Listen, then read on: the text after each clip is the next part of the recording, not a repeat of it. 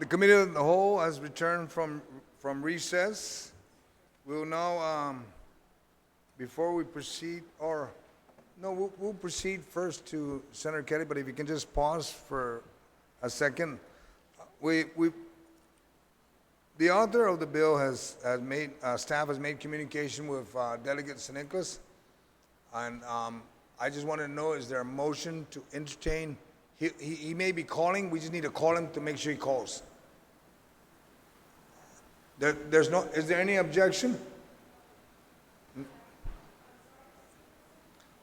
I'm asking if there's a motion to entertain Delegate San Nicolas. He's going to call, and if there's going to be any questions, I would like to request that my colleagues here are prepared to ask him any questions you may want. Point of order, Mr. Chairman. Sir. So you're asking, is there a motion? Then you ask if there's an objection. So to the first question, I haven't heard the motion. Is there a motion to have? I'm asking, is there a motion to entertain?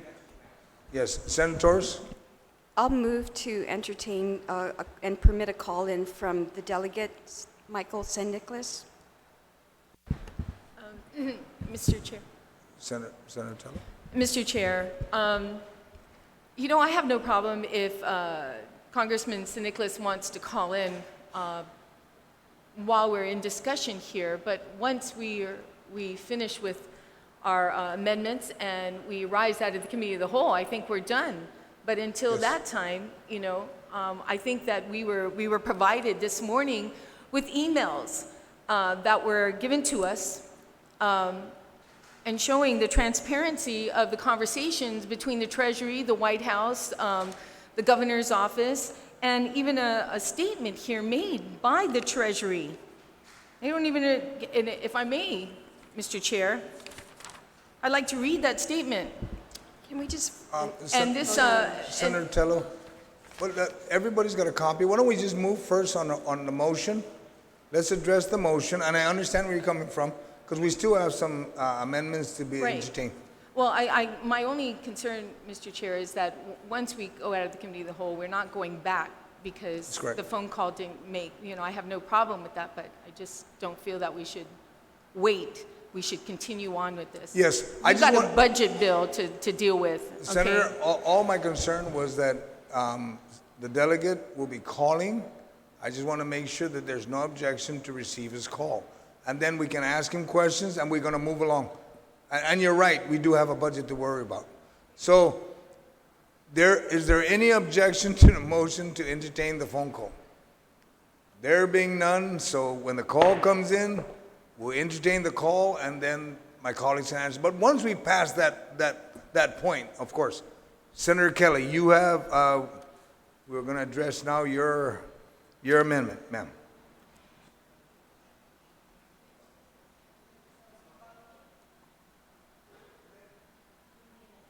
We're going to deal with the amendment. When the call comes in, the media folks will advise me, then we'll pause for a couple of seconds so then we can get communication. Okay? Senator Kelly. Sujus Masi, Chair. I proffer this amendment to strengthen the accountability of Bill 181, because at this time it is imperative to have a Plan A, which is the permanent fix that H.R. 1365 offers, but also a Plan B, and even thoughts of what a Plan C would be. We want, support, and hope that Plan A becomes law, which can be implemented within the next few weeks. But 75 years of history has taught us that it is prudent to have a Plan B as well as a Plan C in our back pocket. In fact, the hope by the Department of Interior was that H.R. 1365 would have passed the Senate in time for our 75th Liberation Day events. And historically, a Guam measure passes the House, we get encouraged, only to have it stopped in the Senate. And this includes war claim measures.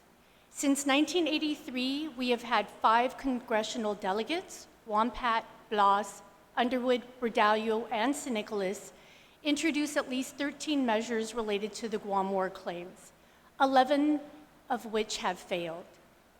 2 of them at least 2 of them, dying in the Senate, specifically at the Committee on the Judiciary, which is where H.R. 1365 presently sits. So in a period of 36 years, just one bill related to war claims for Guam has made it through both the House and the Senate. That unfortunately, although we hope for the best for H.R. 1365, is not a very encouraging track record. I myself can't imagine that the Senate would have a justifiable reason as to why they would deny us spending our own money. But again, history has taught us otherwise as we wait decades later for many injustices or discrepancies against Guam to be resolved. I, for one, want to be able to look our Manumco in the eyes and tell them that we have a plan B just in case. So to strengthen our plan B, on line 8, page 3, to amend the bill to read, the Department of Administration and the Bureau of Budget Management and Research shall submit a report every 6 months to Legislature in Guahan and Magahagan Guahan, a status report of payments and reimbursements to compensable Guam victims pursuant to this act. Senator Kelly, just a administrative correction, that E would be an F, because there is already an E. F. Okay, it'll be an F. Is there any motion to amend, to speak on this amendment? Real fast. Senator, Speaker? Thank you, Mr. Chairman Anasidzos. I have no problem with the intent of this, but I just want to verify that she wants a report from both the Department of Administration and the Bureau of Budget Management, and having 2 separate reports, or just one report coming from both of them?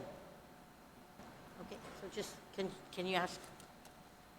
Senator Kelly, you yield to the question? Hungin. Saina Maasi for the question.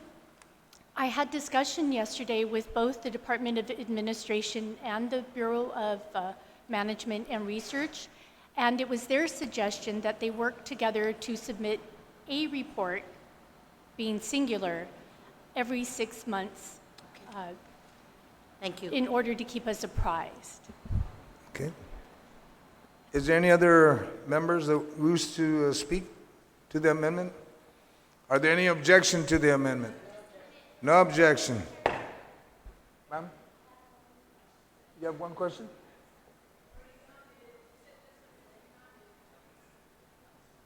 Where?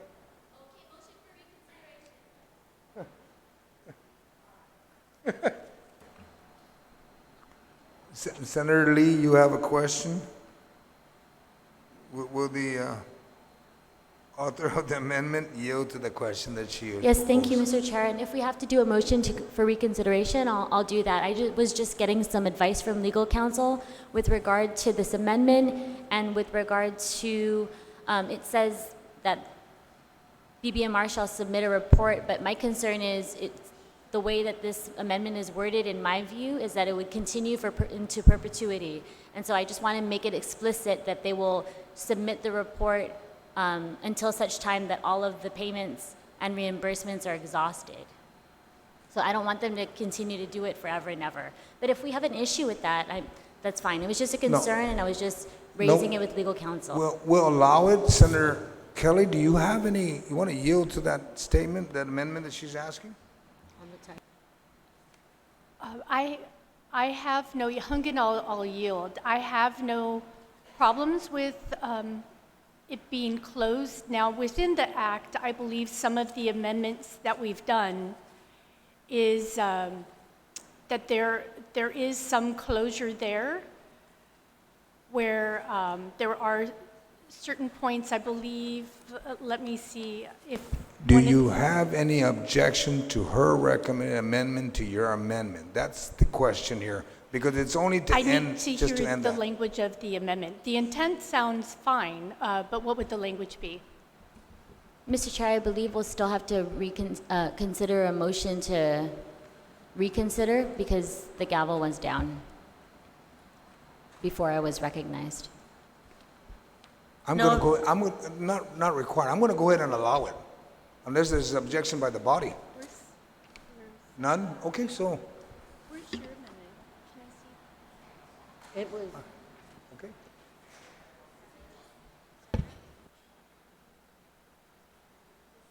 Can I see a copy of your amendment? I don't know where mine went. Oh.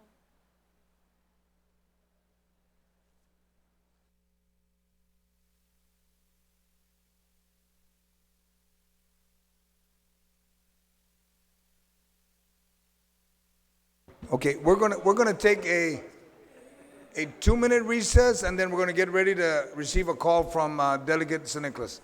He's supposed to be calling in about the next 5 minutes. Thank you.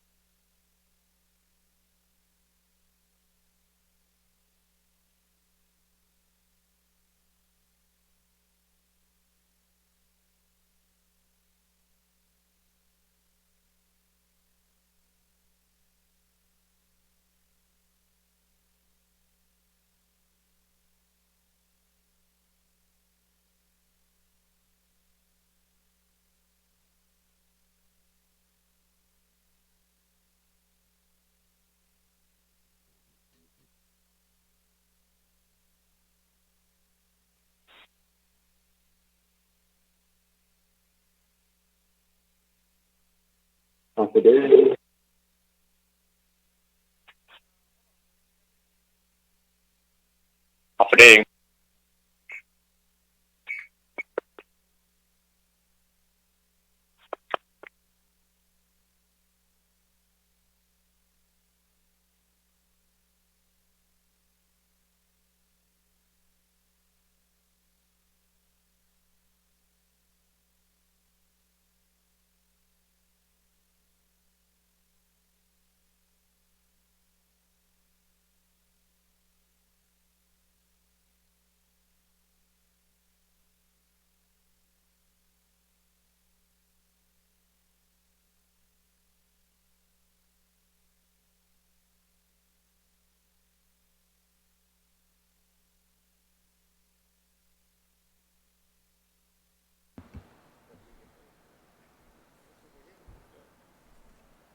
Committee of the Whole has reconvened. Senator Lee, do you have your amendment so that we can wrap this? Yes, Mr. Chair. So at the end of this amendment proposed by Senator March-Tituno, it ends with pursuant to this act, period. And I would just proffer that it would be a comma, pursuant to this act, comma, until such time as all payments and reimbursements of claims are exhausted. Are there any objection to that amendment? No objection?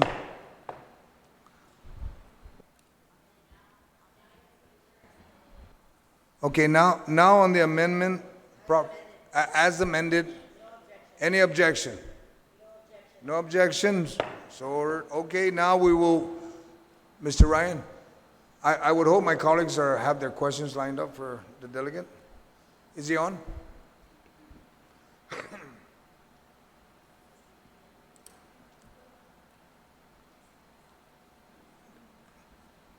Good evening, Delegate St. Nicholas.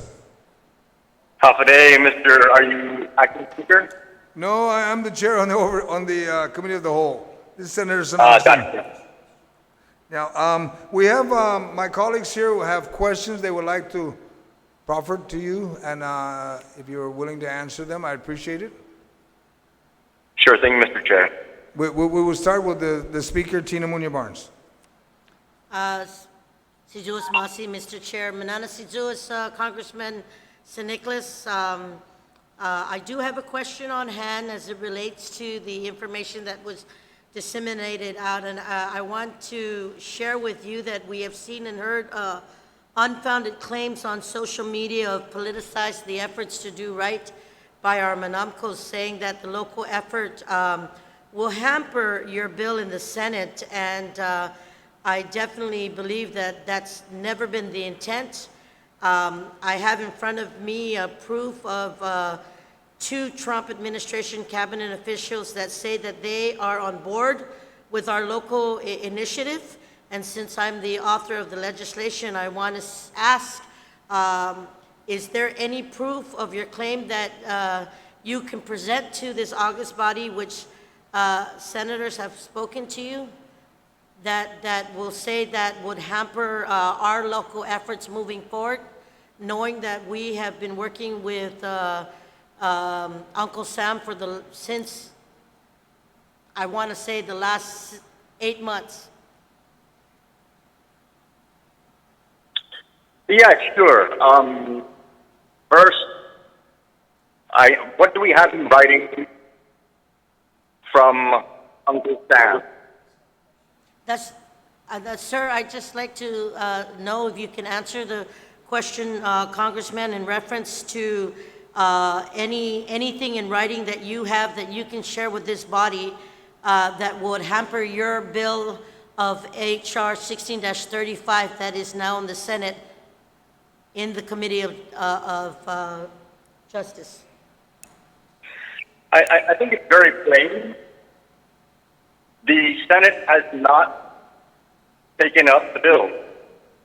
And so, as long as the Senate has not taken up the bill, it's very much at risk of it not passing if new variables are introduced in the process. And so, that's why I asked, do we have anything in writing to confirm that we're going to be able to move this thing forward the way that's being proposed?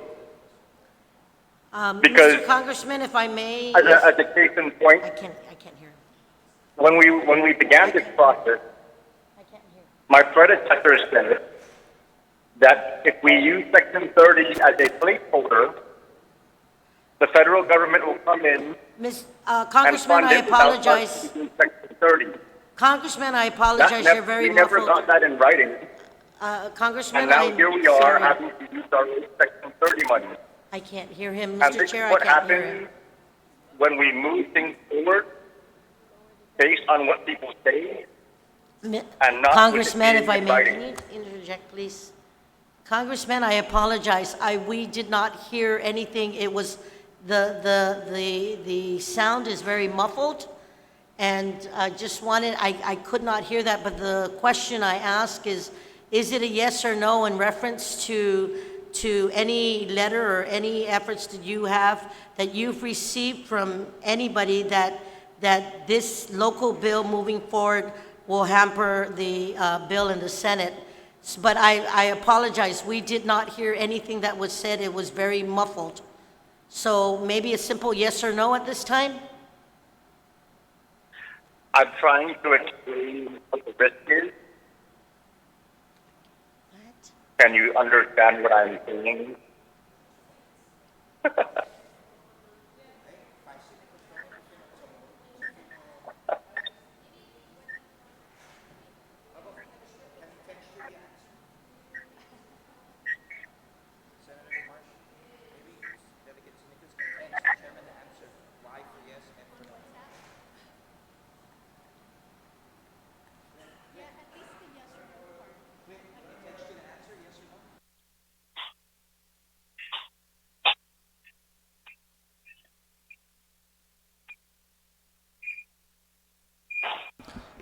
My colleagues, the media folks had asked that we take a very short recess, and they're going to brief the delegate on how to speak on the phone so that it'll come out loud clear on our end. Okay, so we'll just take a recess while we're waiting for the media to give us a clear, so we can get the answer that the speaker's asking, and any of our colleagues may ask.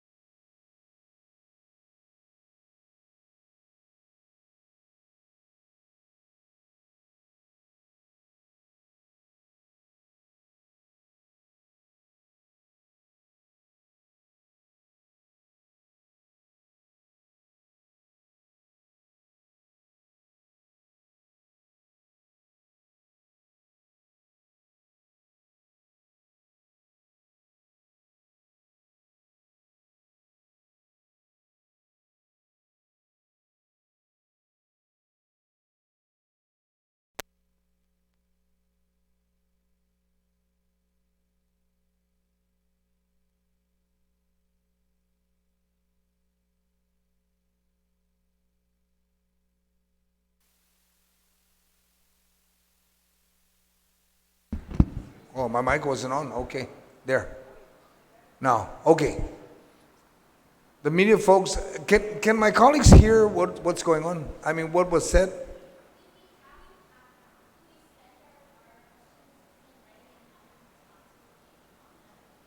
That'd be more accurate versus hearing it and not making sure it's clear. If everyone can, my colleagues can type your questions, unless if my colleagues want, we can keep waiting for the media to get right. If that's what the members want to choose, then fine. Mr. Chair. Yes, ma'am. Yes, Senator. Mr. Chair, we attempted it. We can't seem to move forward. We've got a lot on our plate right now, a budget bill that needs to be reviewed. We have less than 11 days. So, Mr. Chair, I make a motion that we rise out of the committee of the whole and recommend to do pass.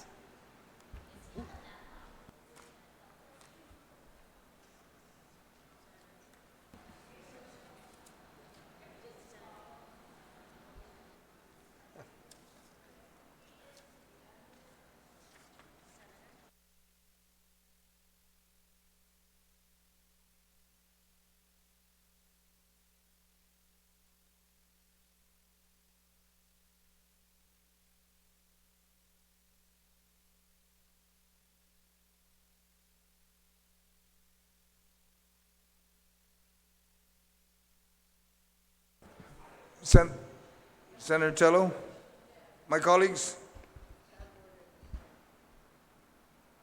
there's a motion on the floor. Are there any objection? And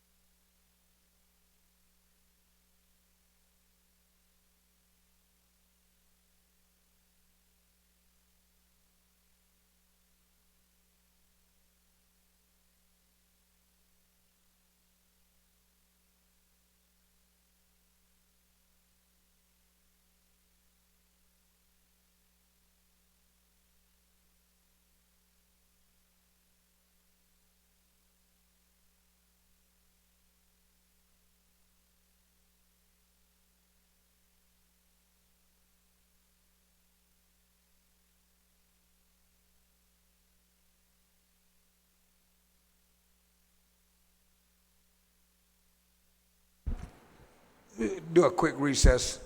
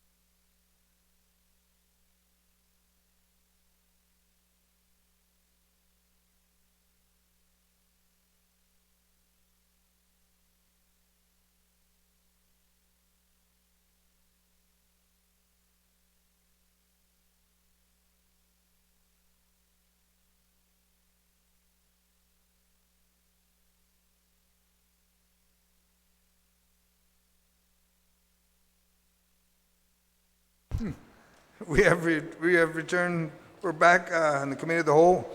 I'm going to rule the motion of Senator Tello as out of order. We will turn now to the Speaker's question, and I'm going to ask that we make another attempt to get all of Delegate Nicholas and see if we can get the communication going, unless there's an objection to that. Senator Sabina, do you have an objection or? Just a potential solution for the feedback or so what I find is that if you listen on YouTube, it's much clearer than trying to listen on directly, but there's a little bit of a lag, maybe about 20-second lag. You can hear the conversation much clearer. I'll leave that to the media, but I know that the Speaker, the author of the bill, would like to get another recall to Delegate Nicholas, so if you want, we can recess in place until we get the call in. If there's no objection, we'll recess in place.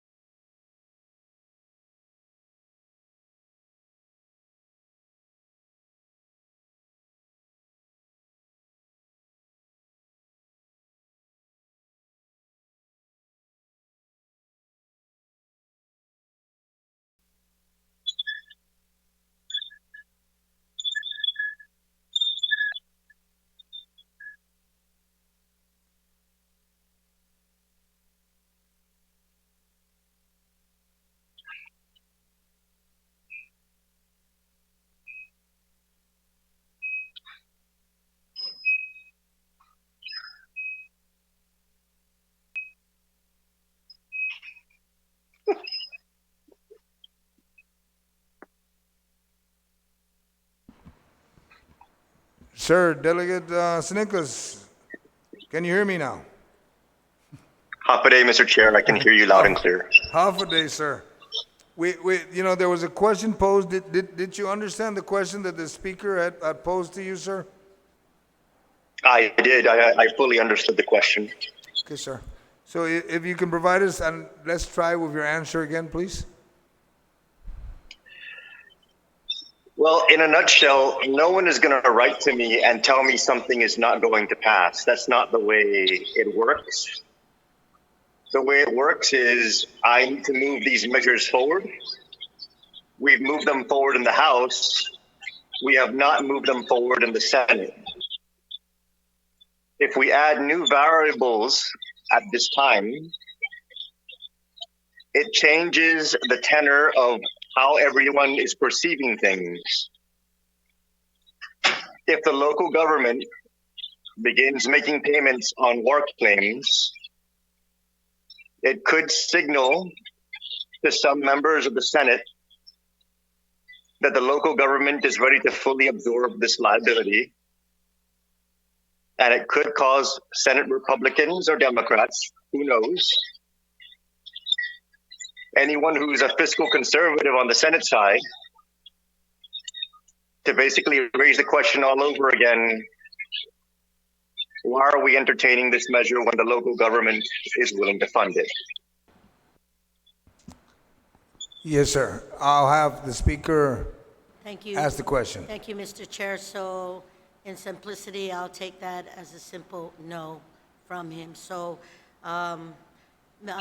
Mr. Chair, I just want to note that in our efforts of working with this legislation, Bill 181-35 COR, I truly know in my heart that every day, every single day, as we look for a way to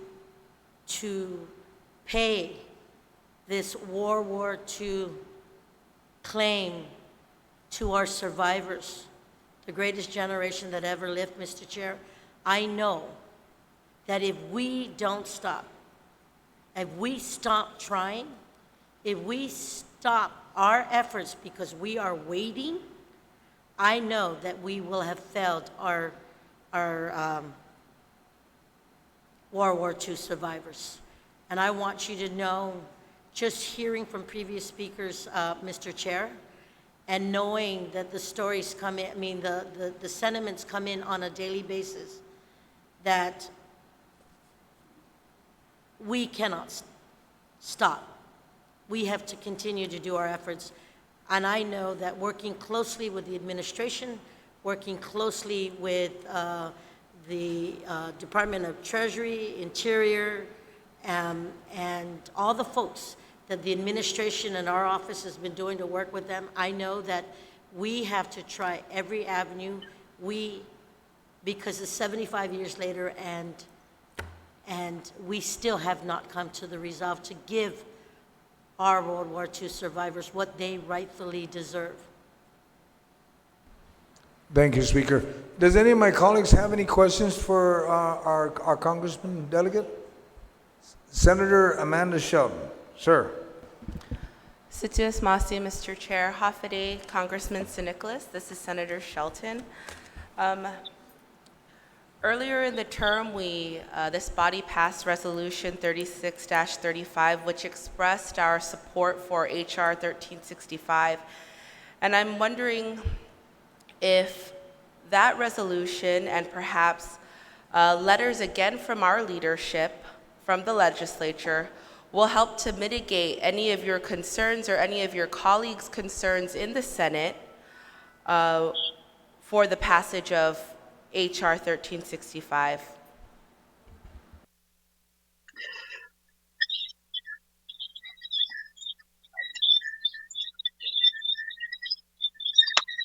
Hello? Yes. Okay.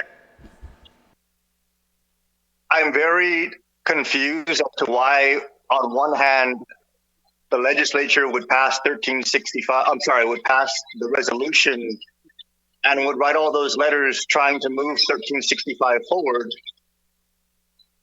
at my request and then turn around and ignore me when I say that trying to pass 181 could actually put all that effort at risk. Congressman, It's as if Mr. St. Nicholas, it's an effort to create perceptions at the expense of reality. Mr. Congressman or Mr. St. Nicholas, we in the legislature have never seen any of your testimony to us to that effect. There was nothing submitted on the record for this bill. So I'm not sure what advice you've given or who of our colleagues you've spoken to about that. This is the first I'm hearing of it on the record. And so I'd like to reiterate that Resolution 36-35 was a resolution we passed in support of both an administrative fix and a congressional fix. So that was the position that this body took to support any way that we could bring resolution to this. Well, you're hearing from me now, and I just don't understand why. I've been very consistent about saying that 1365 is the best avenue. I've been very consistent in saying we shouldn't move anything forward on the local side unless we have it in writing from the federal government that the local effort that's being proposed is something that's going to be followed through with by the federal government. Because there's nothing in writing, even to this very day, there's nothing in writing from the federal government saying that they're going to follow through with all of the expectations of Bill 181. In all of the testimony so far on Bill 181, as far as I know, everyone is saying that in order for it to come to full circle and to work out, 1365 needs to pass. And so why are we creating a new risk to 1365 by introducing 181 that's dependent on 1365?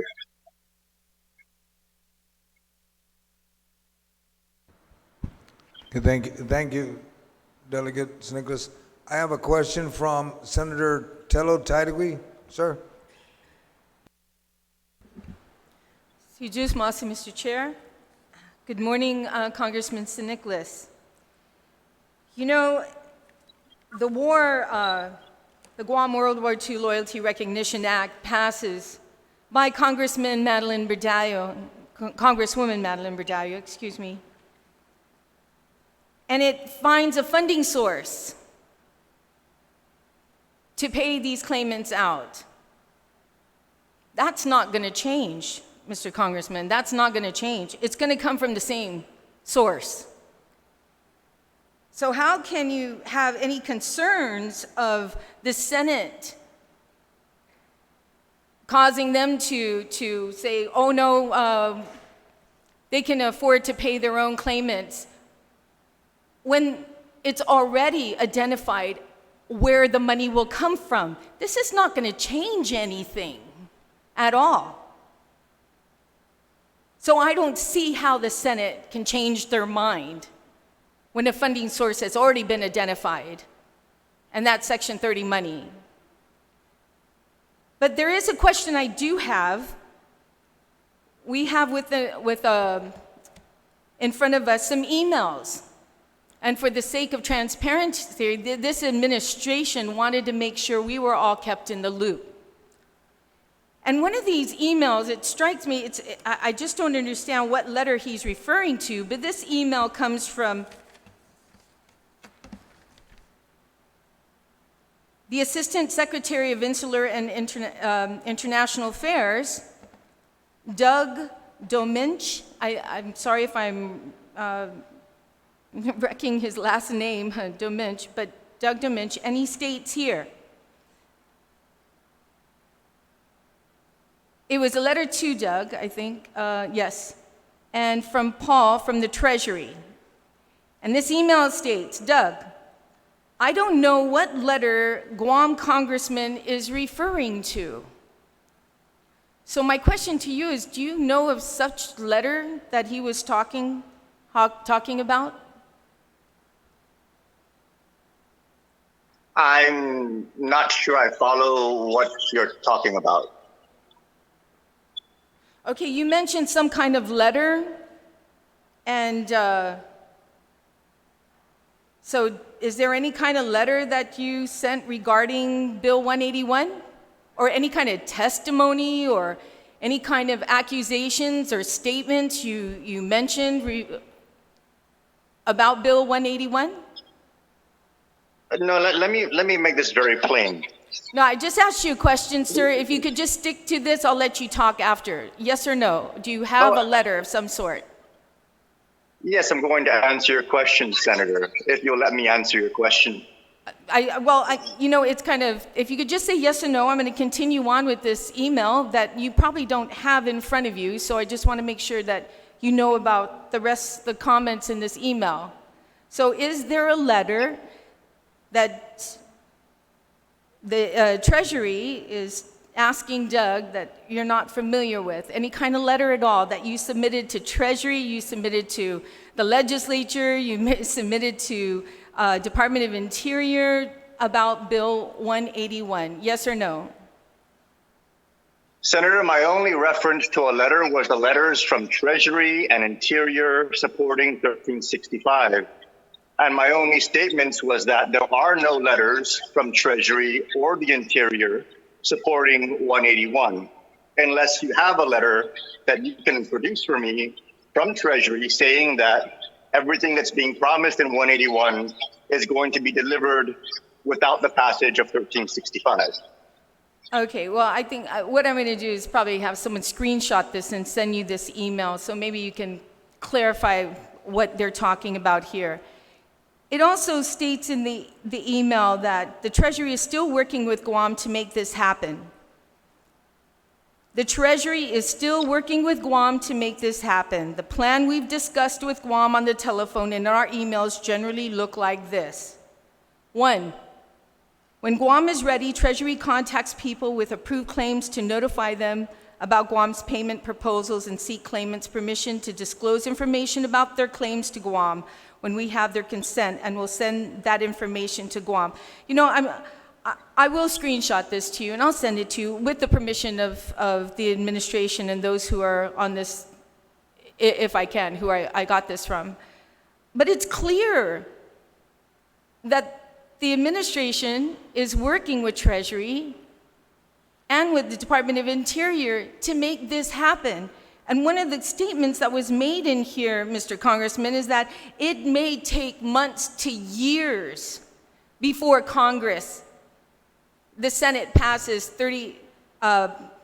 1335.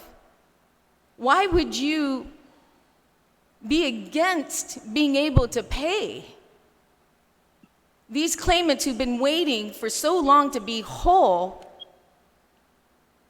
and having every day one of them pass away? Senator, let me remind you that your Congresswoman said that 1365 would never get out of committee, and it did. Your Congresswoman said 1365 would never pass the House, and it passed unanimously. So I'm not quite sure who you're quoting with respect to the progress of the work of 1365. With all due respect, Mr. Congressman, 1365 passed because of the Treasury Department. With respect to the work that we have been doing, with all due respect, Mr. Congressman, 1365 passed because of the Treasury and because of the Department of Interior coming together to help push 1365 through, Mr. Congressman, to correct that's right. a mistake that happened. We engaged Treasury and we actively engaged Interior, and they provided us support in writing. Do we have anything in writing supporting 181 from Treasury or from the Interior? Okay, well, you know what, Mr. Congressman, I'm getting information too from Department of Interior and Department of Treasury, as well as this administration who's trying desperately to make whole the people of Guam, those who suffered through these atrocities of the war. Thank you, Mr. Chair, for the opportunity so I guess that's to a speak. no? Thank you. Do we have any of my colleagues, if you could please raise your hand so I'll know who's next to ask questions. Senator Torres, do you have any questions you want to pose to our congressman? Ma'am. Yes, Mr. Chair, I do. Thank you. Half-a-day Congressman, Delegate Michael Nicholas, I'm glad you're able to come through on the phone, sir. just to make this committee of the whole balanced. There have been questions that were lobbed at you this morning or presented to you this morning, but unlike the other panel members, I don't think we quite asked you to offer some statements with regard to your efforts on HR 1365 and your efforts to correct a technical error that resulted in the non-payment of the adjudicated claims to date. So if I may ask you, Congressman, can you please just offer us perhaps a status on what is going on with HR 1365, your efforts with regard to the World War II Loyalty Act, and if I may also just confirm, what the status is right now with regard to adjudicated claims and the ability of the U.S. Treasury to cut checks to the claimants whose claims were adjudicated to date. Long question, but I hope I was clear, sir. Thank you, Senator Torres. First of all, HR 1365 is a very, very sensitive bill because while we have identified a funding source and it is setting aside our own Section 30 monies, the Congressional Budget Office that basically analyzes all of our bills and provides them with an analysis concerning their funding and their cost, it still negatively scores HR 1365 from a budget perspective. It's taken an extraordinary amount of work to be able to move the measure forward, with the Congress understanding that while there is a negative CBO score, it does not actually reflect a new liability on the federal budget. That notwithstanding, one thing that is always a challenge with us being a territory is that it's very easy for our issue to be scapegoated in order for certain members of Congress or certain senators to use us as a punching bag in order to make a point to their constituents back home. One of the greatest risks is for us to encounter a fiscal conservative who could turn the CBO scoring against us and make the argument that this is the utilization of federal monies that is something that should not be paid for out of a special interest group. It's a particularly sensitive issue in the Senate because we have certain senators who are running for president who have made slavery reparations a platform of theirs. If the presidential politics that is jostling around on the Senate side becomes too pronounced, the question could become, if you support Guam War reparations, why don't you support slavery reparations? That is a very easy political reality that can play out on the Senate side. And it is something that we have to work very, very hard to make sure that we're not going to become victimized by presidential politics that may take our issue and blow it up into some other issue. In order for us to make sure that we move this forward carefully, we worked very hard to secure unanimous consent in the House.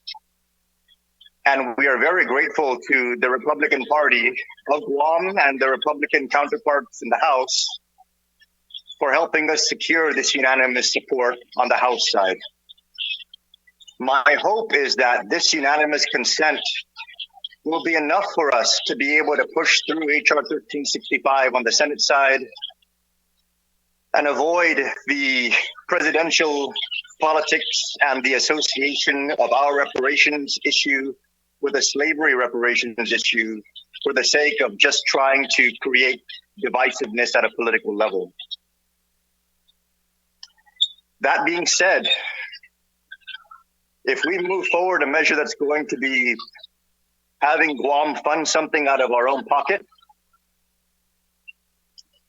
it's very easy for that to be turned into a question of, well, if they're paying for it on their own, why are we going to have to pass this at all?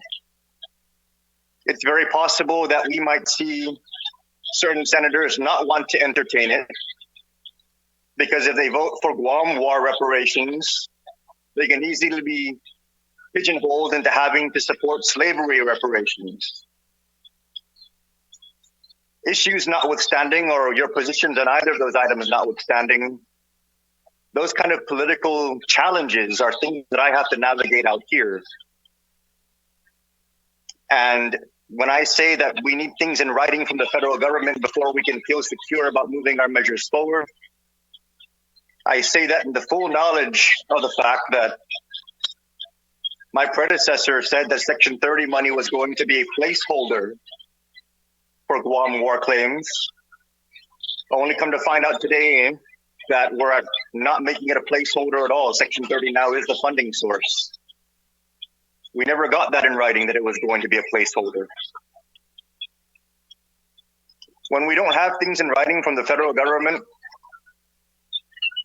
the likelihood of it turning out differently is a great possibility. And my great concern for these war survivors and also for our people is if we pass 181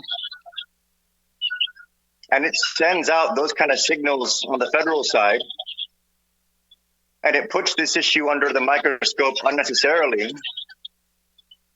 we may compromise 1365 on the federal level. And then when that happens and we look at the issue full circle, what are we left with? We're left with having passed a local war claims measure, only being able to fund $7 million of it, with the remaining $33 million liability for everybody else who isn't going to be able to be paid because we weren't able to pass 1365 at the end of the day. But then the problem becomes even more compounded, because as case law has shown with our COLA cases and with our EITC cases, once the local government makes a commitment to pay out some, the local government absorbs the commitment to pay out all. And unless the local government is able to find $30 to $40 million, passing 181 and paying out the $7 million, and then possibly compromising 1365 and no longer being able to access the remainder of the funds for any of the remaining claimants, will leave Gov Guam on the hook for the remaining $33 million. So I'm very concerned that despite the very clear track record that I've been able to deliver on this issue, after 5 months, we introduced the bill in February when we found out by surprise, because we weren't informed by my predecessor. We found out by surprise that this was an outstanding issue 5 months ago, and we got it passed. We got it out of committee. We got it unanimous consent on the floor. I'm asking that we stay the course and we not take any undue risks that may not only jeopardize 1365, but expose the government of Guam to be on the hook for a $33 million liability I know very well it cannot afford. I hope I answered your question, Senator Torres. You did, Congressman. Can you just also discuss briefly if, in best case scenario, HR 1365 gets cleared by the Judiciary Committee and is passed in the Senate, what would then be the turnaround for those adjudicated claims in terms of checks to war claimants being issued? Is it immediate? Are they poised to issue checks and 1365 is the only holdup, the only technical glitch in the Loyalty Act? Senator, once 1365 clears the Senate, we have confirmation from administration officials that it will be signed at the White House. And as soon as it clears the Senate and is signed into law, Treasury will be able to cut checks practically immediately for all adjudicated claimants up to the amounts available in the War Claims Fund. Thank you, Congressman. I was just balancing the sensitivity to expediency and finding the most immediate way to reimburse the claimants or pay out the war claims. And so I appreciate your discussion about the timelines from the Treasury's point of view. Sizuas Maasi, and thank you very much for calling in today, Congressman. Siju's Masi, Senator. Do we have any other, my colleague, Senator Lee, you have a question for the Congressman? Sizus Masi, Mr. Chair, and Hafaday, Delegate San Nicolas. I just want to reiterate or have you confirm on the record a response to a question that was posed by Speaker Barnes. And maybe if you could clarify, do you feel that Bill 101, or could you just further clarify if you feel that Bill 101 would jeopardize Senate passage of HR 1365? That's 181, correct? Yes, our local Bill 181 could jeopardize Senate passage of HR 1365. It's my understanding that the congressman had mentioned that it could signal that the local government is prepared to absorb this liability, so I just wanted to give him an opportunity again to be on the record on that. Well, Bill 181 very clearly uses local funds to pay for war claims as an advance to the Section 30 funds that are being set aside by the World War II Loyalty Recognition Act. If we pass Bill 181 and we begin using local funds, not the Section 30 set-aside funds, but whatever funding source is being proposed, I understand the claim is that it's going to be lapses. If we begin using those local funds, it begins sending the signal that local government is using its local resources to meet what was originally identified as a federal obligation. The additional challenge to that is that when we recently passed the 100% matching funds for Medicaid for FY 2019,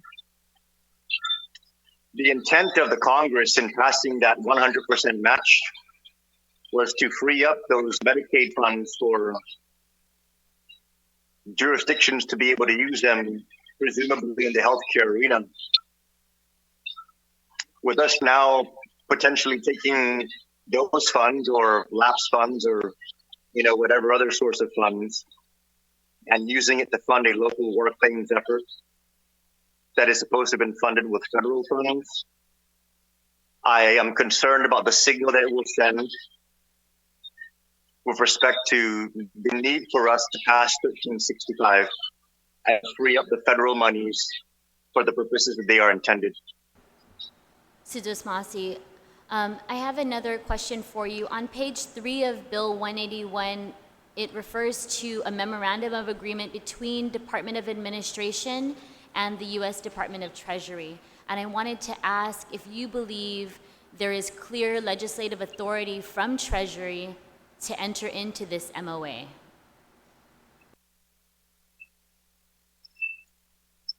I'm not quite sure if I follow the question. I don't think the Treasury can give can give any kind of legislative authority to anybody?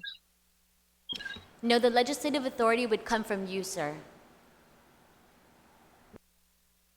I have not introduced anything to create any legislative authority for the Treasury to enter into an MOU. Thank you. Should Bill 181 pass, will you sponsor legislation or sponsor language permitting this reimbursement? Well, that's exactly why this is a whole risk, because we are already very clearly articulating a course of action in order to remedy this problem. One of the reasons why it's very difficult to get anything done in Congress is when we begin showing them that we have no clear direction as to how we want to resolve issues, they stop taking us seriously. They stop listening to us. They wonder why we don't know what it is that we're doing when we keep trying to change horses in the middle of the stream. And if now you're asking me to introduce a new bill to ask for reimbursement of a local funding program on a World War II Loyalty Recognition Act, you're basically asking me to go back to the drawing board and tell the House, and tell the committees, and tell the Republicans, and tell everybody that we've brought on board so far that the people of Guam, at least at the leadership level, don't know what they're doing, and they want us to do it this way now. Mr. And believe me, that's the fastest way for us to get our efforts killed in the Congress. One of the things I learned out here is that as busy as everyone is, and as hard as it is for territories to move their issues forward, we cannot afford to expend political capital trying to move things forward, only to ask to take them back into reverse, to turn left, and then to turn right, and then to try and move them forward again. It's hard enough to get attention to our issues. Constantly changing direction just makes us lose a tremendous amount of credibility. Delegate St. Nicholas, I just want to re-register my question. Should Bill 181 pass, will you sponsor language permitting reimbursement? I'm very well aware of how the Congress works. I worked in the House and in the Senate for over 5 years, so I understand the difficulties and the challenges that you are encountering. But my question to you is, should Bill 181 pass, will you sponsor language permitting this local reimbursement? With your experience in the Congress, I would hope that you would advise your colleagues that it is very unwise to even pose that question. Trying to change directions on an issue that is a very clear path at this point is a very, very, very bad thing to do, not only for this issue, but for all of our future issues and the credibility of the people of Guam in the Congress.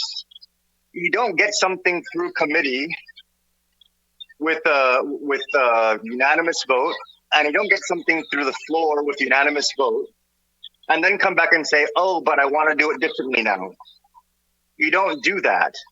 And so if you're asking me, am I going to introduce something because you guys at the legislature can't seem to understand what I'm saying, my very clear answer to you is I am not going to compromise the credibility of the People's Congressional Office just because the Guam Legislature can't understand the very clear things that I'm presenting to them as far as the risks associated with this direction that for some reason everybody is hell-bent on taking, regardless of all of the success and the progress that I've been making out here on this very same issue.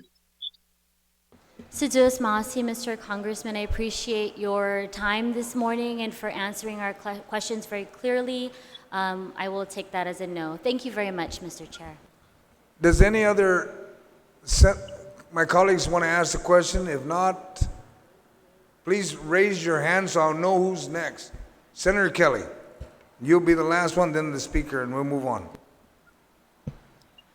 Hafaday, Delegate St. Nicholas. So just verifying some of what you were saying, you mentioned that you have received confirmation from the White House that that the HR 1365, once it passes the Senate, would be signed into law. Do you have written confirmation of that? Since you said that if things are not written, things can greatly change? Senator, I have a letter from the Secretary of the Interior endorsing the passage of 1365. I have a letter from the Assistant Secretary of the Treasury stating that the language will in fact remedy a problem in law. These are cabinet level officials who will not put those things in writing if they do not have the support of the White House to endorse the measure's passage. So my understanding is you have letters from those affiliated, but not from the White House. So just Masi. The cabinet level members are employees of the administration. And so it would be like a director writing testimony in favor of a bill in the legislature. They wouldn't do that if the governor did not direct their director to go ahead and transmit that testimony. It's the same thing, just at the federal level.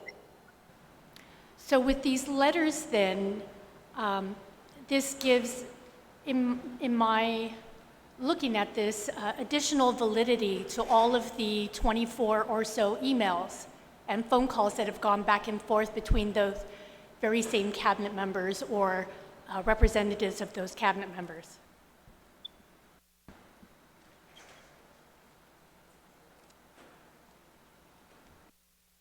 I'm sorry, I wasn't sure if there's a question. Just a comment. Thank you. Thank you. Senator Therese, did you have a question, please? Thank you, Mr. Then Chair. we'll move to the speaker and we'll wrap this up. Good morning or good evening, Mr. Congressman.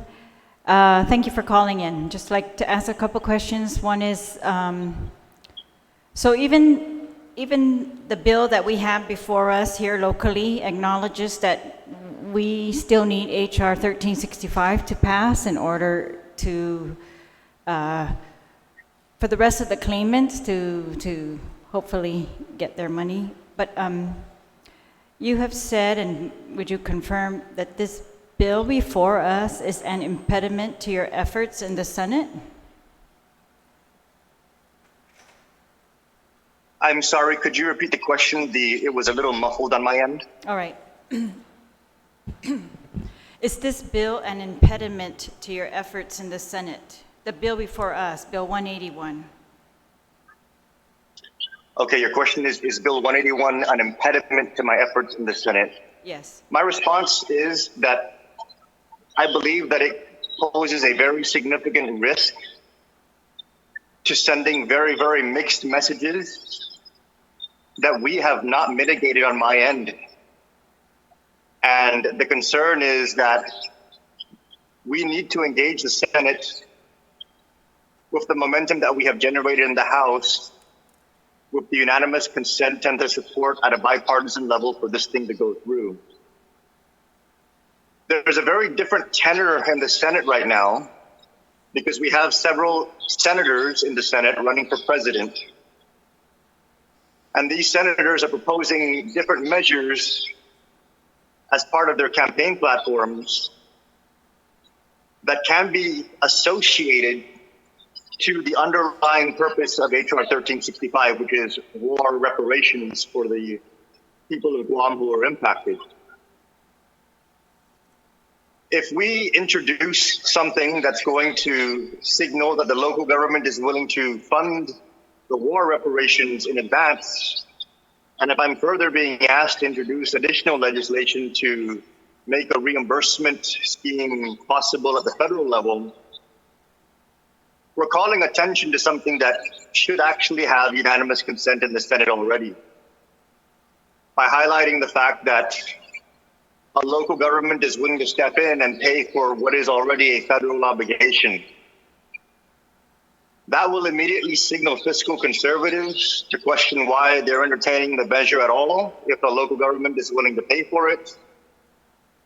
And it will trigger the presidential politics to likely come to the forefront with people concerned that supporting a war reparations bill would compel them to support a slavery reparations bill that is the platform of some of their contenders or platform of the opposing party. Thank you. Do you, of course, I think, it's fair to say that everyone here at the legislature, no one wants to be an impediment to your efforts. I don't think the governor either intends, I'm not speaking for her, but I think I understand she does not intend to be an impediment, and that's unfortunate if this attempt is looked at like that. Or actually, I agree with you, we cannot predict the Senate. We've never been able to, and we've waited for years thinking things that were very likely, made absolute sense, were fair and just, they just did not get through. But we also, so while I don't want to be an impediment, I also don't want our survivors to wait forever, regardless of how unfair it is that we are going to pay it ourselves. And especially, and because this has almost been promised to them already, right? That's the other issue that we are facing. So, I guess I'd like to know, what discussions have you had with the chairman of the Senate Judiciary? Is there any type of indication of how soon this might be taken up? Because on this side, we're hearing that, this is going to be paid out of lapses, which will be determined after the end of the fiscal year, and that an MOU is still pending. So do you have any discussions with the Senate Judiciary Chairman or members of the Senate Judiciary that give you any kind of indication how long is reasonable to wait?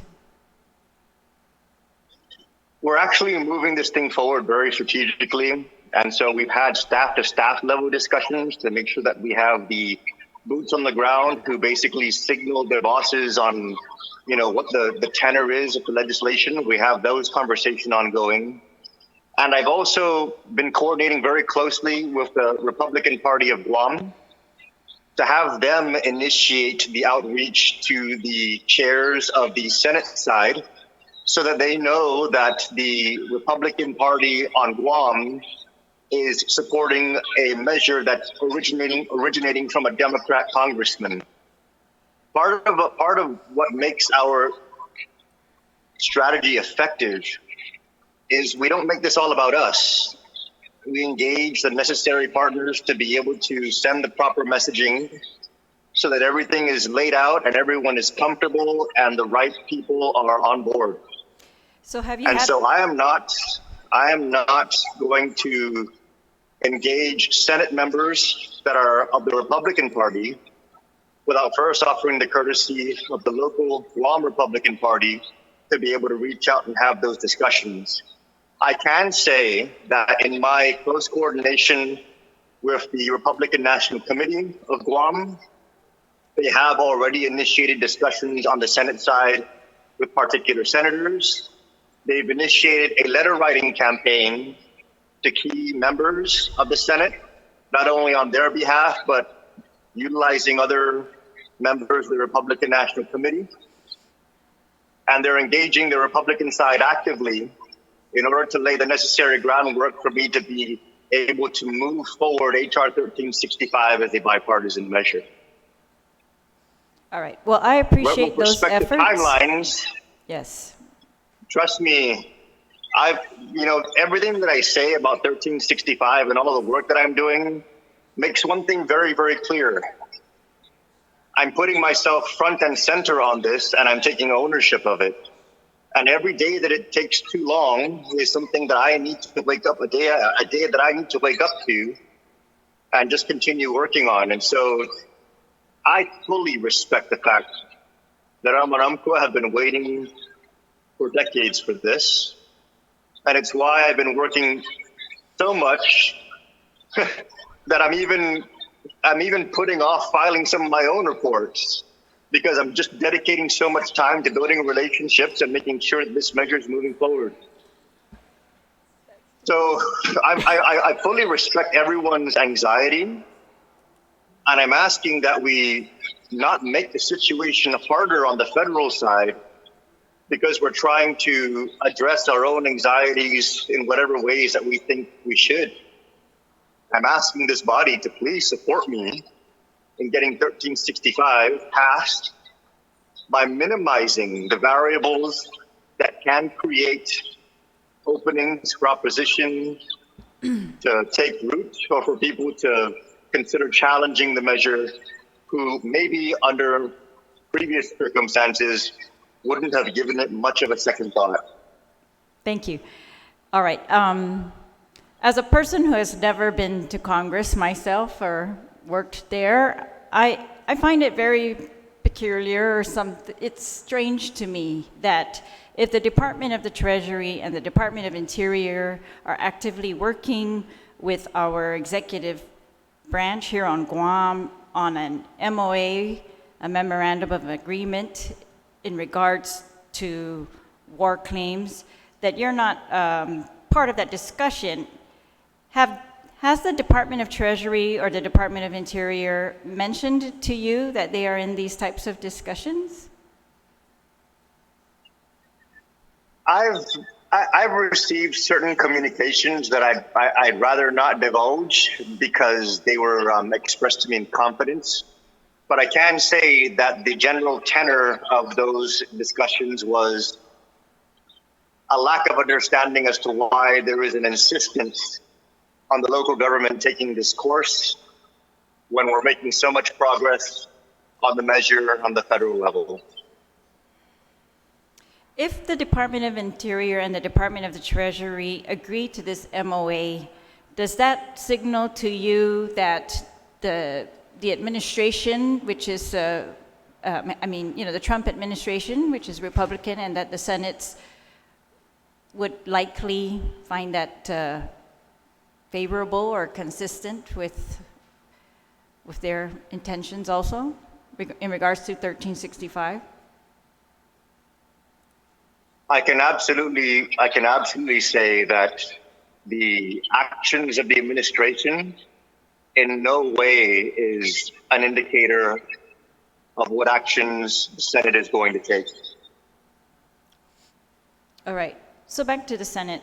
I guess the bottom line question for us is, how long do we wait for the Senate while we face these Monomco every day and, we tell them, and you're right, we're looking at a bill that's only going to give us really the authority to pay part of them, not all of them, but looks like 750 out of 3,663 was the last number I saw. So, but that is really our bottom line. We're looking at, how long do we wait for the Senate? And I want to support the efforts in the Senate because this is something that the Senate must act on, and we don't want to wait.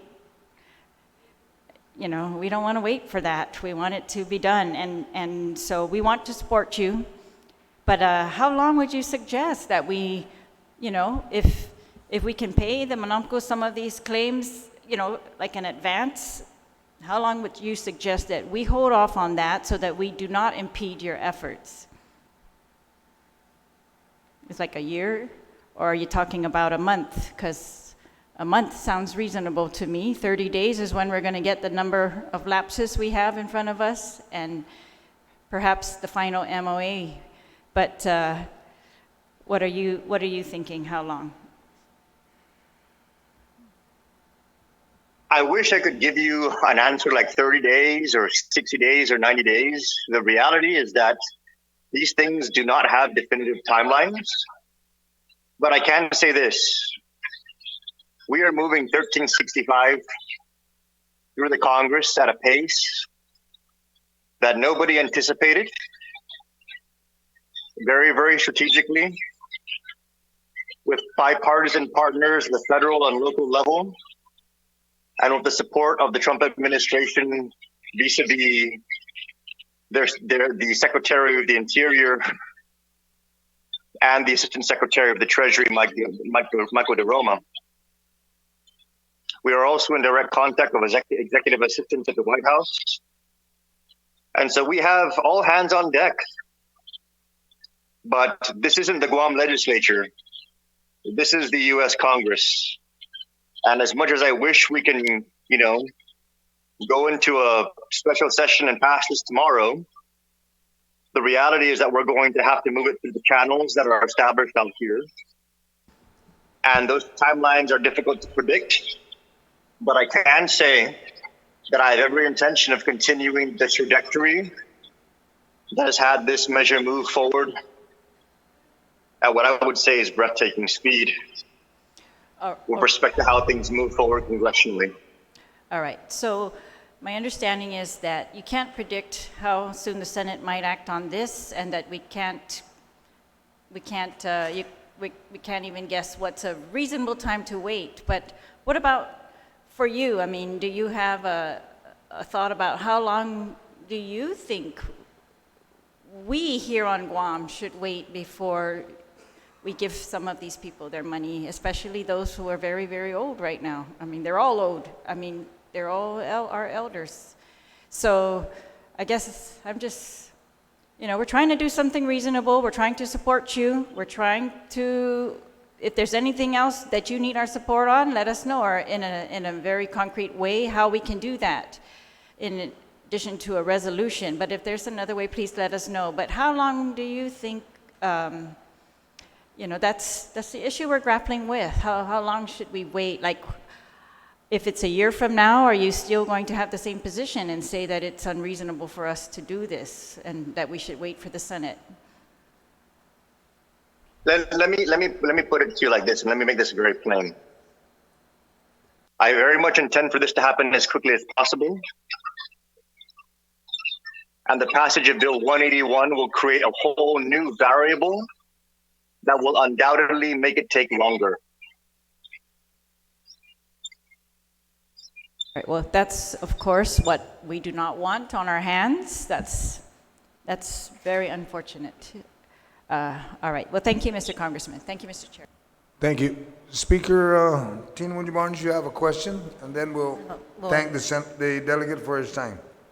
Mr. Chair, and if I may, again, Mr. Delegate, just to clarify your previous answer, because Senate members running for president and the issue of slavery reparations, the likelihood of your bill passing in the Senate is slim to none.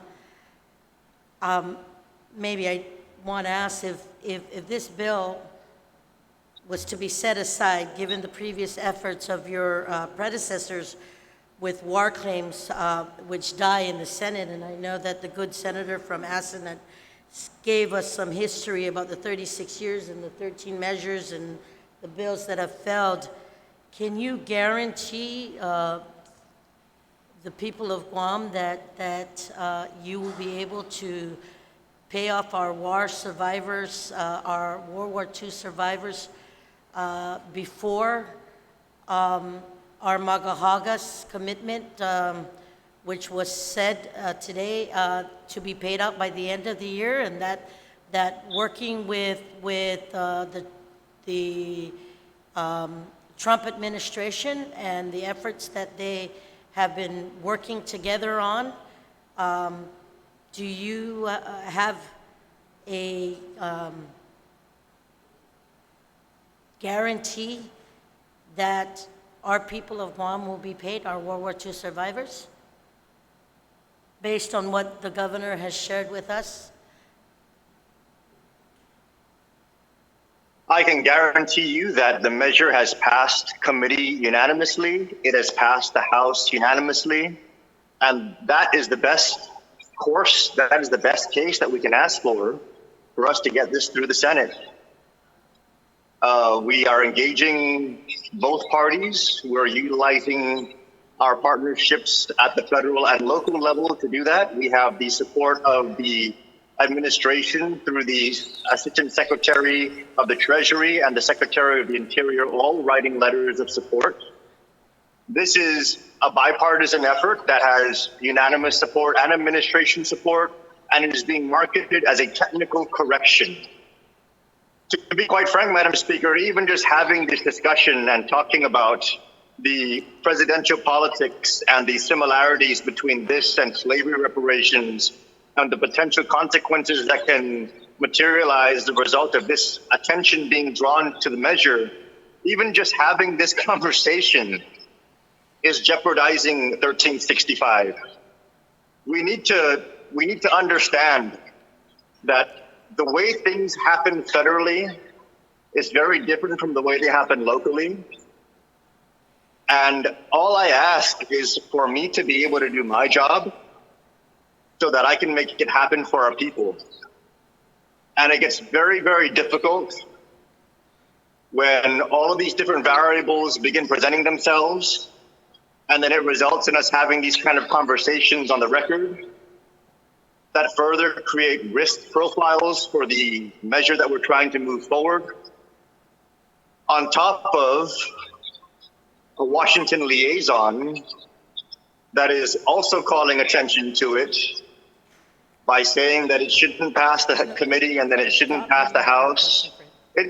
My job gets harder and harder every day when I have to constantly push back on local risks that manifest because people don't want to just let me do my job.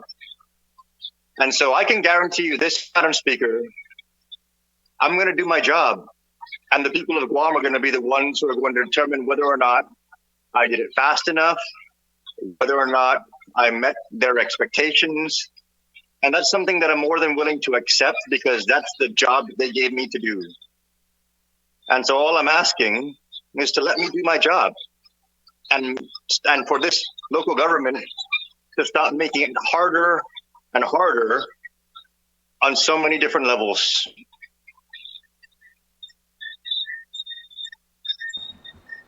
Thank you, sir. Thank you for your time, and there's no other questions, and I appreciate your time, and please enjoy the rest of your evening. I know it's 10 o'clock in the evening, sir, and good night. Si Diyos maasi, Mr. Chair.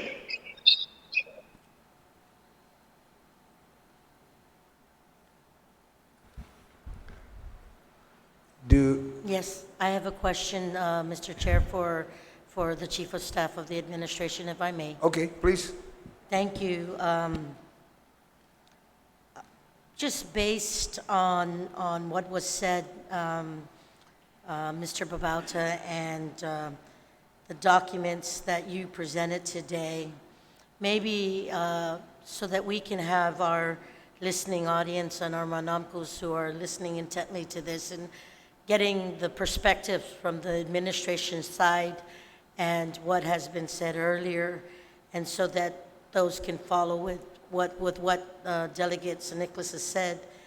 And what reassurance do you have that you have received that shows not just that we've been working with the administration, the Trump administration, for many months, but more importantly, the information that has been provided to you and shared with us that would give some kind of comfort that the government, that the Governor Armagahaga is sincere in her efforts.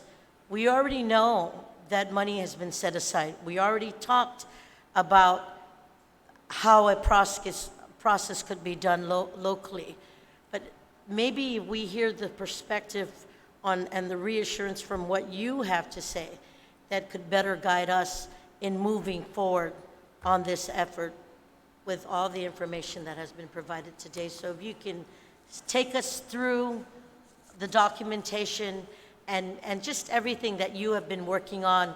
I know that your expertise with being the former Assistant Secretary of Interior, working closely with the Treasury, working closely with Justice, working closely with the White House, just working closely with everybody in the federal government. What can you do to walk us through this passage so our people can understand? Well, thank you, Madam Speaker. I'll do my best to try to answer the question. I think you wanted also me to have a perspective on the conversation that just occurred Yes, with the delegate. please. I don't disagree with the delegate. It is a very difficult challenge to get a piece of legislation passed through the Congress, especially for U.S. territories. Typically in the past, they can't pass as standalone pieces of legislation, and they end up getting lumped in a larger package that ends up always being put together in the Senate towards the end of a congressional session. So you have like an omnibus lands package. When the Guam World War II Loyalty Recognition Act was passed, it was passed within a larger package, the National Defense Authorization Act, because it's a legislative strategy. And so everything that Mr. San Nicolas has reported in his efforts to bring people together, to make sure it's bipartisan, to work bipartisanly, both in the House and the Senate, to work with the administration, is necessary to get that legislation passed, but it's no different than what Governor Leon Guerrero and this administration is doing in trying to make sure that we have a bipartisan effort here in the Guam Legislature. We have spoken as well on the Hill and expressed her support for H.R. 1365. And then just as a matter of executive branch to executive branch function, that's how we have been communicating between the Leon Guerrero Tenorio administration and the Trump administration. It's not unusual for that to occur. I provided, as a result of yesterday's Committee on the Whole, and more specifically, I know that everyone has kind of asked for some proof that we have been working with the Trump administration. And so this morning I provided the body some emails to indicate of our working relationship with the Trump administration and with the Departments of the Interior and the White House and the Department of Treasury. It's something I believe that we're also providing to the media. What is not provided and what's in your packets are of course, the draft letters that the Department of Treasury has put together, which would be their initial draft to reach out to claimants, and then also their suggested draft that would be sent out from our Department of Administration to claimants. And that still continues to be only for our review, and so I hope that you can keep that in confidence since you have hard copies. So that, I think where we would disagree with Mr. San Nicolas is with respect to the variables, and that the effort that the governor has asked you to undertake by considering 181-35 COR would somehow hamper or put in a variable that would hinder the passage of H.R. 1365. The same departments, Department of the Interior, Department of Treasury, that have expressed support for Mr. San Nicolas's bill is also very well aware of the effort of Governor Leon Guerrero in working with members of this Guam legislature to pass a local solution to, in lieu of the Department of Treasury not being able today to issue awards for adjudicated, to claimants for adjudicated claims. We've been very clear, as you have seen in the emails, that we are limited. We've been very upfront with our counterparts in the Trump administration, that we are limited in what we can do, but it has not deterred the governor from making this a priority and wanting to make people whole, provide parity and equity for the survivors. And it's unfortunate, it truly is unfortunate, that we can't put together the $40 million and just pay everything out at one time, because I truly believe that if the governor and if our government had those sorts of resources, that's something that everyone would want to do, given that Treasury can't spend the money. So I think that's where I would respectfully disagree with Mr. San Nicolas. But there's been no effort, no concerted effort to thwart the passage of his legislation. Like I said, We are in full support of that, and we recognize that that's an important part within the scheme that the Department of Treasury presented to the Leon Guerrero Tenor administration in terms of a reimbursement, which is why you have in that packet as a draft the assignment of claim, which I had spoken about yesterday.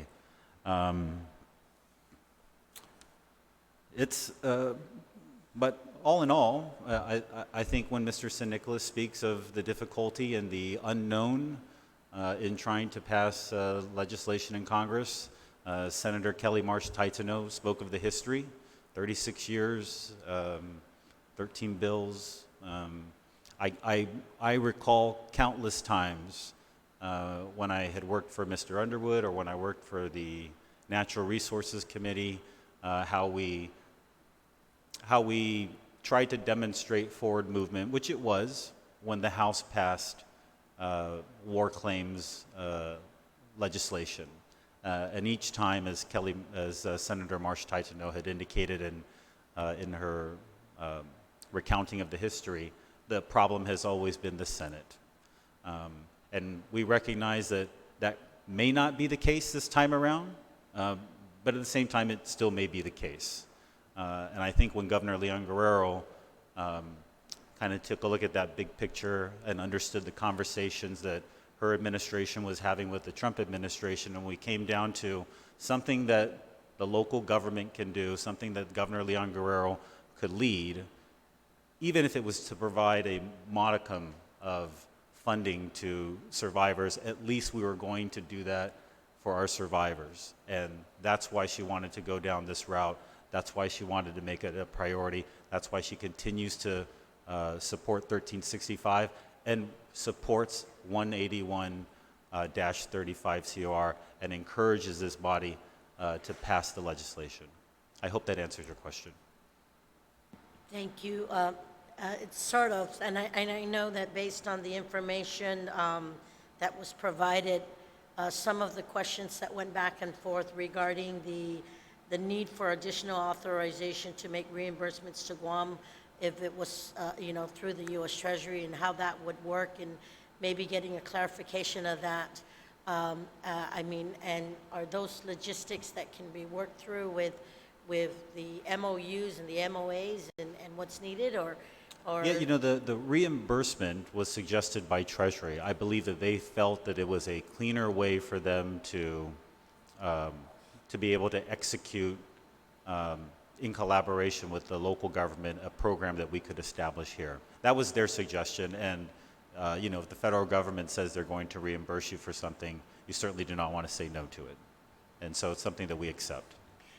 Thank you, Mr. Babauta, and I really want to say Undankla Nasizus Masi to you and the panel being up here these last couple of days. More importantly, as we continue to work closely with the administration, our Magahaga, and her commitment to paying out the war claims to our greatest generation that's ever lived, our World War II survivors, and the mere fact that as each day passes, we know that they're leaving us fast. And I remember a previous speaker, one of our colleagues, saying that her father said, I don't care where the money comes from. Nothing can repay what we've been through. And my mother said, I pray that none of you, none of my children or my grandchildren will ever have to go through what we went through.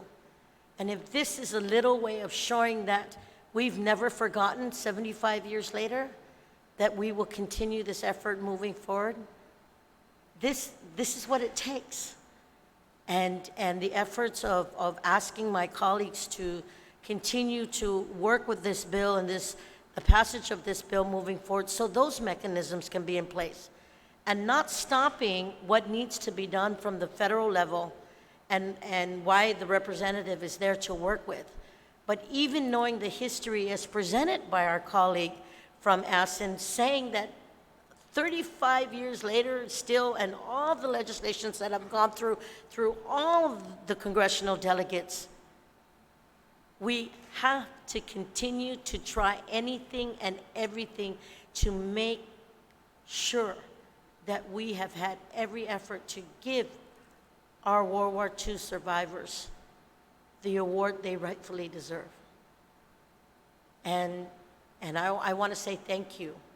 And I hope that my colleagues will take the presentations as provided that has been given to the community, the listening audience here, to our survivors who call us every day, who see us at all the functions, from the Matais to the different events, that they know that we're trying and that we're working it.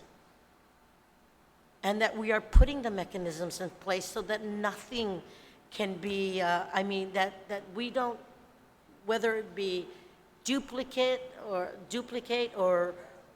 just making sure that we have the process that is fair across the board.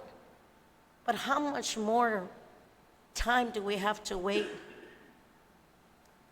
The funeral this morning is for a 90-year-old. The 2 calls that I got yesterday again, and the other calls that some of my colleagues got recently asking, when will we receive? It is that much to ask for. The freedoms that we live today is because they had to endure the atrocities. And I just want to say thank you for your efforts, and thank you, Mr. Chair, for literally keeping the dialogue open. Whether we agree or not agree, we can agree to disagree. But I know that this bill 181 has had its amendments, and if it is that at that time that I'll leave it up to the chair. Thank you, Mr. Chair. Thank you, Madam Speaker. It is now 12:10. We'll recess till 2:30.